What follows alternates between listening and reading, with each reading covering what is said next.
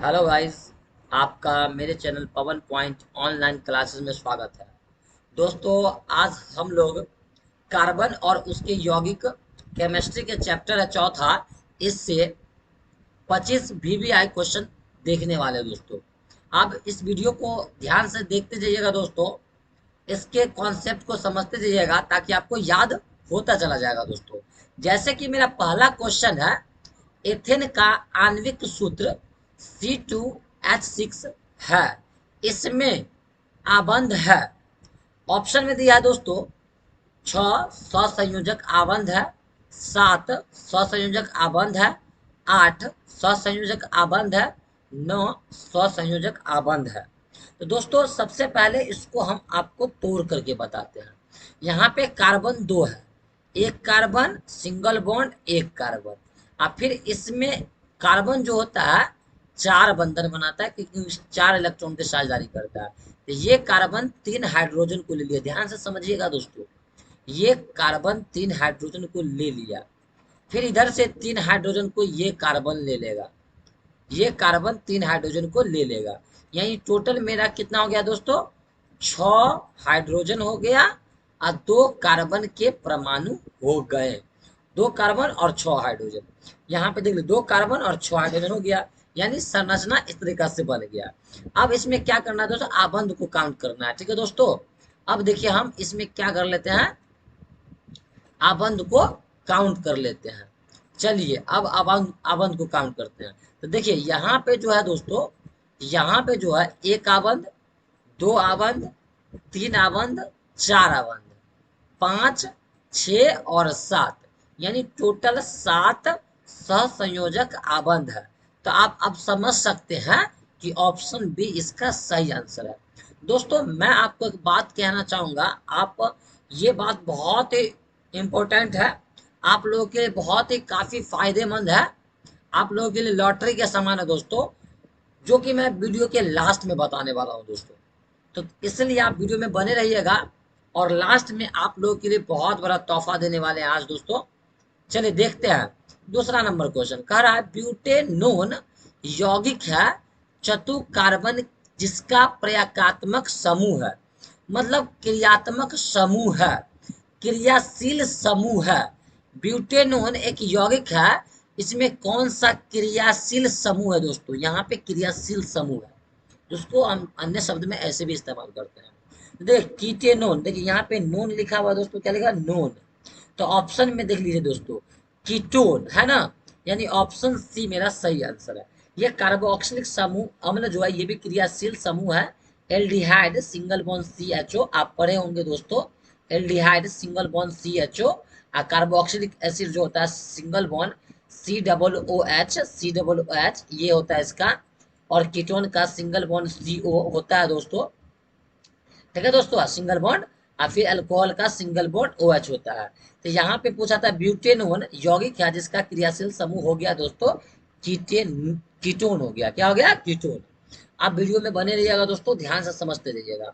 तीसरा नंबर, खाना बनाते समय यदि बर्तन की तली बाहर की ओर काली हो रही है, मतलब बर्तन में काला धब्बा पड़ रहा है, काला पड़ रहा है, यानी इसका सिंपल सा मतलब है दोस्तों, उसमें कार्बन की मात्रा निकल रहा है, खाना बनाते समय दहन में कार्बन की मात्रा निकल रहा है, जिसके कारण बर्तन बाहर से काली हो रहा है।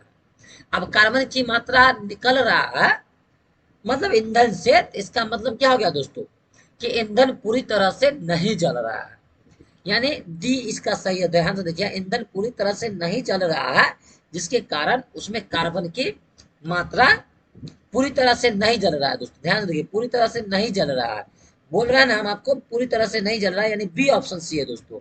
यानी डी में तो लिखा हुआ है दोस्तों कि पूरी तरह से जल रहा है, पूरी तरह से जलेगा दोस्तों तो निकलेगा ही नहीं कार्बन की मात्रा, यानी कार्बन की मात्रा निकल रहा तब ना काला हो रहा है, यानी बी ऑप्शन सही है दोस्तों। ईंधन पूरी तरह से नहीं जल रहा है, बी ऑप्शन सही है दोस्तों। ठीक है, मेरे बात को अगर ध्यान से सुने होंगे तो आप समझ चुके होंगे।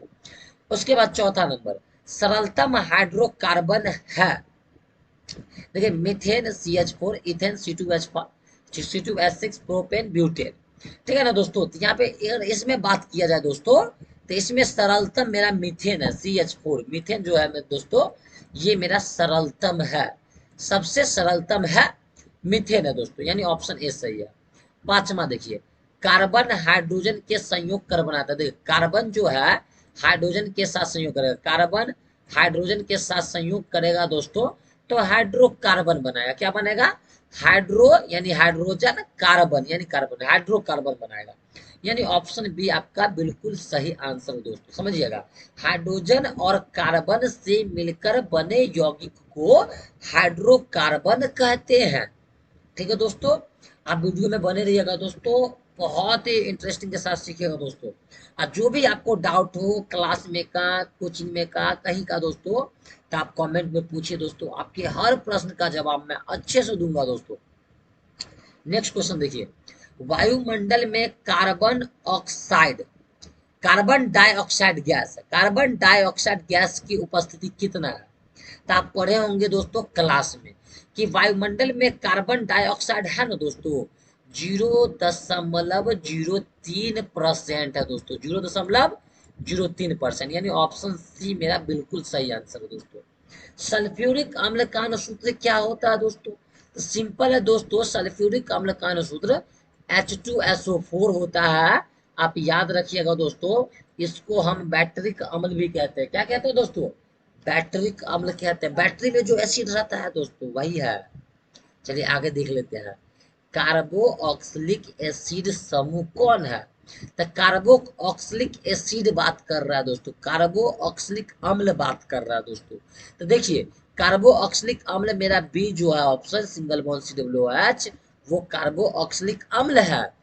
ए में जो दोस्तों उसको भी इसका तो आंसर हो गया भी दोस्तों।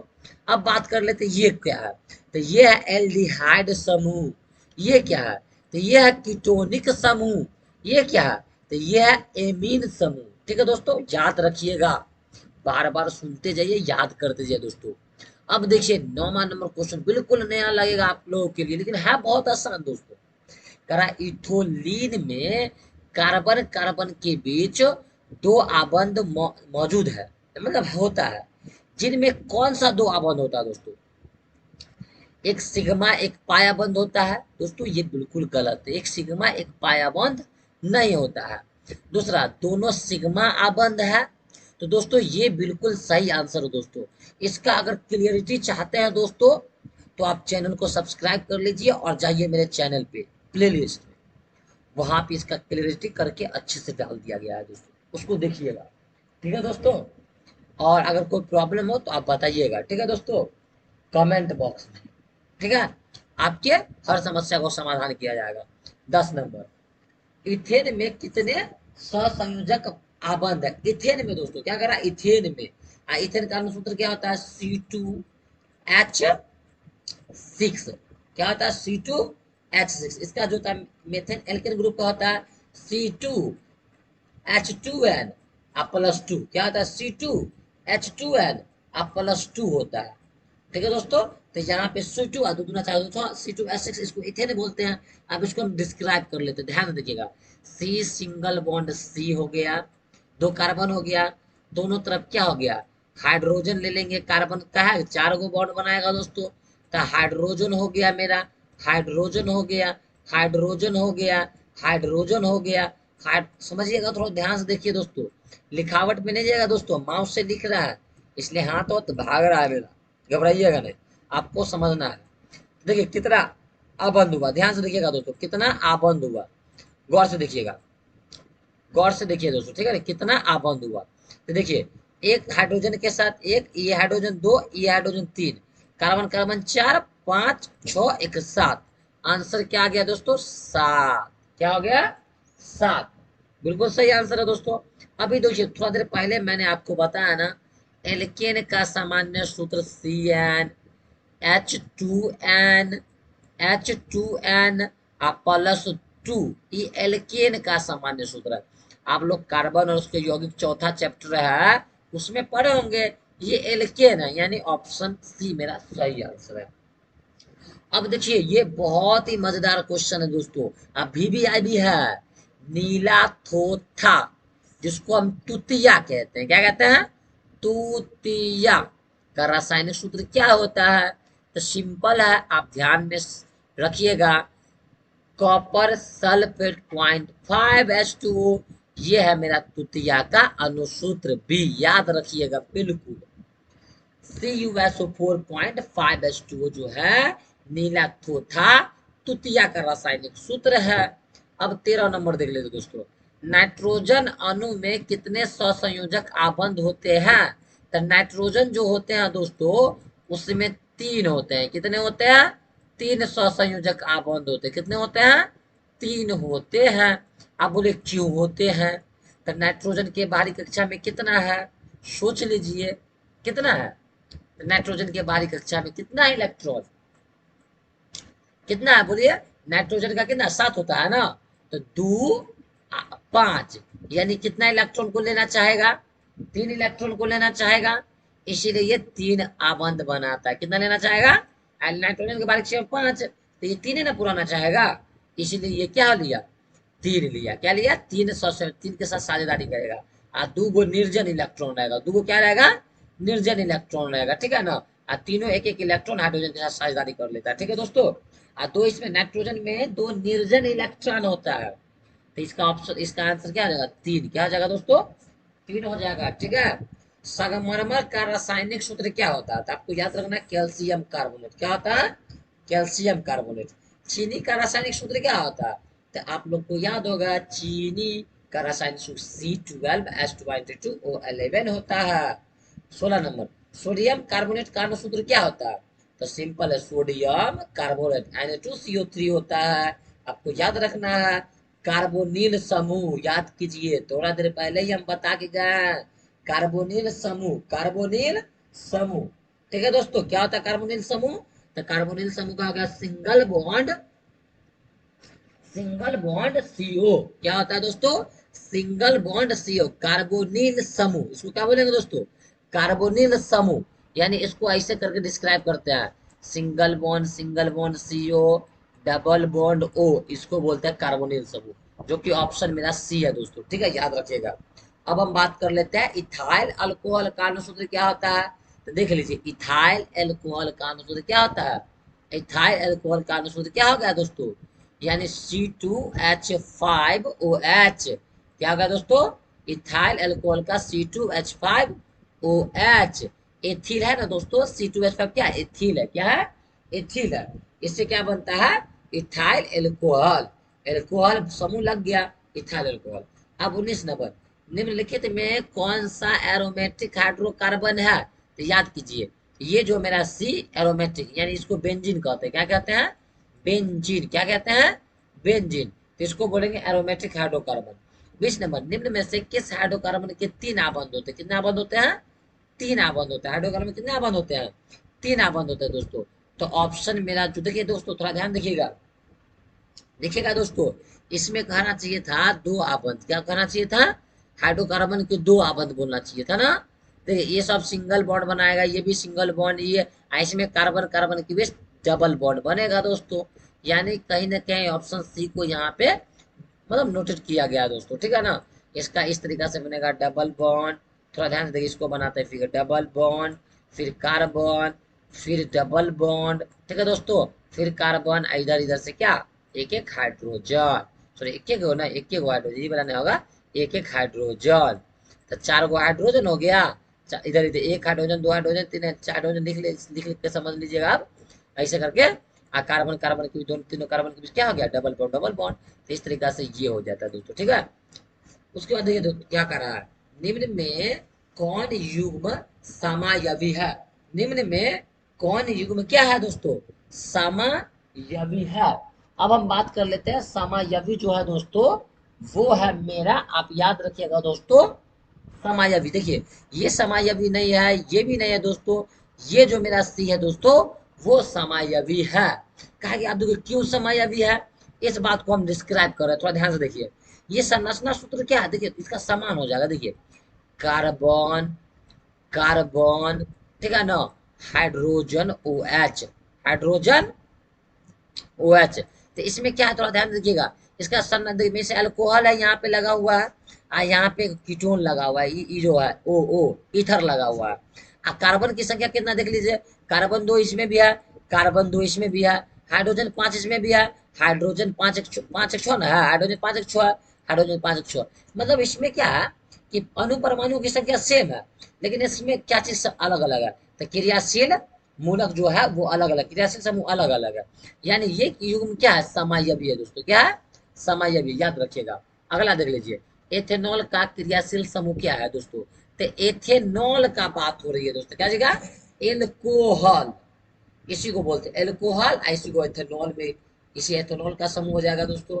अब अगला देख लेते हैं, निम्न में से सहसंयोजक यौगिक कौन है। देखिए दोस्तों, ये आयनिक यौगिक, ये भी आयनिक यौगिक, ये भी आयनिक यौगिक, यानी ऑप्शन ए मेरा बिल्कुल सही है, जो कि सहसंयोजक यौगिक है। अब 24 नंबर, ये जो है दोस्तों अभिक्रियाशील समूह मूलक को क्या कहते हैं। तो अभी देखिए याद रखिएगा, कीटोन का क्या होता है दोस्तों, तो आपको याद रखना है दोस्तों, कीटोन जो है, कीटोन ये हो जाता है दोस्तों, यानी सिंगल बॉन्ड, ऐसे कर सकते हैं सिंगल सिंगल बॉन्ड और सीओ, इसको कीटोन बोलेंगे, ये हो गया। एल्डिहाइड का बात करते हैं, सिंगल बॉन्ड सीएचओ हो जाएगा दोस्तों। अम्ल का बात करते हैं, क्या जगह बात करते हैं, अम्ल। अब कौन सा अम्ल बात कर रहे हैं, तो दोस्तों यहाँ पे हम बात कर रहे हैं कार्बोक्सिलिक अम्ल का, कार्बोक्सिलिक अम्ल का, जो हो जाएगा मेरा COOH, यानी कि ये जो बात बोला यही है, कार्बोक्सिलिक अम्ल क्या है, जो कि ऑप्शन सी मेरा सही है। वही ईथर का बात करते दोस्तों, तो ईथर का होता है single bond O single bond, आपको याद रखना, single bond O single bond, ये ईथर है दोस्तों, ये ईथर है। अगला देख लीजिए, अब ये कौन सा है दोस्तों, देखिए देखो दोस्तों, तो इसका आंसर क्या हो गया, सी हो गया, ई सब आंसर इसका नहीं हुआ, ठीक है दोस्तों, समझ लीजिएगा। अगला देखिए 25 नंबर, ये जो है दोस्तों, देखिए 25 नंबर हम आप लोग के लिए छोड़ रहे हैं, बहुत आसान है, हम इस वीडियो में भी इसका अच्छे से समझाए हैं। तो ये 25 नंबर जो क्वेश्चन है, इसका आंसर आप लोगों के लिए छोड़ रहा है, आप लोग कमेंट में जरूर बताइएगा दोस्तों, मेरा मेहनत सफल रहेगा अगर आप लोग सही आंसर देते हैं दोस्तों, ठीक है ना। ये जो सिंगल बॉन्ड सीएचओ है, क्रियाशील मूलक को क्या कहते हैं, ये आप लोगों के लिए छोड़ा जा रहा है दोस्तों। कमेंट बॉक्स में जरूर बताइए दोस्तों, और कैसा लगा मेरा वीडियो और समझाने का तरीका दोस्तों बताइएगा।